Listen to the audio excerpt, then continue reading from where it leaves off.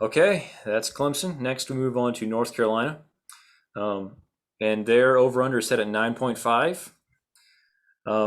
There's also places where you get them at 10, I believe. But 9.5 to me feels like a pretty decent number. What are you looking at with this North Carolina team this year? So it starts with Sam Howell, right? He's going to be he could be the All-American preseason for the whole country, not just the ACC. Sam Howell's top 5 draft pick, according to most mocks so far. Um, Big fan of Sam Howell. Big fan of Sam Howell.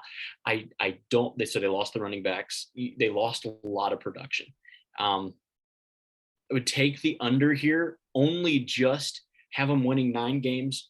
Um, I do think that it's going to come down to with North Carolina. It's going to come down to that the grudge match against Miami. Um, like North Carolina to win that, and by the slimmest of margins, I'm not not willing to just say that they're going to blow them out. I think it's going to be really close. But I do like North Carolina. I think it's because of the quarterback, the it factor. Mac Brown has the experience there. He's some of the recruits that he was recruiting very high there for a while, still is actually. But the guys that he got in, a Tony Grimes, 5-star guy, they're starting to come up the depth chart. You're seeing them begin to play more. They didn't play as much last year. They were inexperienced if they did. So they're starting to play. So there's talent there. They do have talent there to replace all the production that they lost. I think they will. I think this is going to be a year. I don't think they're going to win 10 games. I think they'll win 9 though. Okay, so you're on the under on them. The under. All right. Personally, I feel like I like them against everyone on their schedule, with the possible exception of Notre Dame.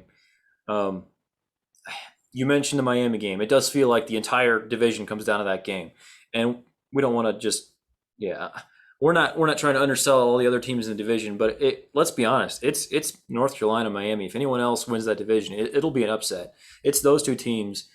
Sam Howell, great quarterback. I think he's just really good. The top three teams in this conference all have very good quarterbacks, at least on the college level, I believe.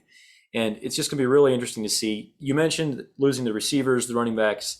There are a couple guys coming back with talent. Josh Downs is one name to know. I believe they have Ty Chandler, the Tennessee's running back, one of the literally, I think, 37 players that transferred out of Tennessee. Um, I'm not even exaggerating. Um, Yes.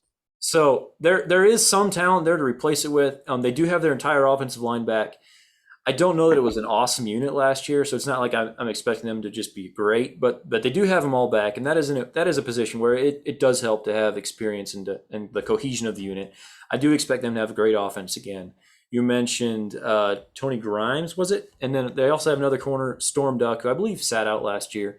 Um, Good corners, and I believe if you have a really good offense and you can defend the pass, you have the beginnings of like a really good team. And yeah, I don't know. To me, there's not a lot of teams in the country that are not like championship caliber that scare me like North Carolina does. Just because when you have a team with a quarterback like that, a passing game like that, um, you just never know what kind of day you're going to catch them on. Like, yeah, you might beat them up in the trenches and stuff, but there's an X factor when it comes to college football, especially where a great defense cannot always handle a great quarterback who's just hot. And I do think they are going to go 10-2. I like that we've disagreed on both of the first two teams here. I'm on the over on both. You're on the under on both.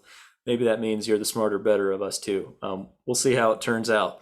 But I do like them. Again, this is probably not a pick that I would run to the bank with. Just real quick, I would not want to put a lot of money on this pick, but forced to choose, I think I'm on the over for North Carolina at 9.5. If you're going to put a number between 1 and 10 on your level of certainty on your picks with both Clemson and with North Carolina, where do you put that? Oh man, with the Clemson one, it's like a 3. Um, and with North Carolina, it's maybe more like a 5. Like I'm maybe slightly more confident. I do think that when we're comparing North Carolina and Miami, I do think North Carolina's floor is higher. I don't expect them to be a team that will like. I would be shocked if they went 6-6. To me, like 8-4 is probably their absolute floor. and 10-2 feels slightly more likely to me than 9-3.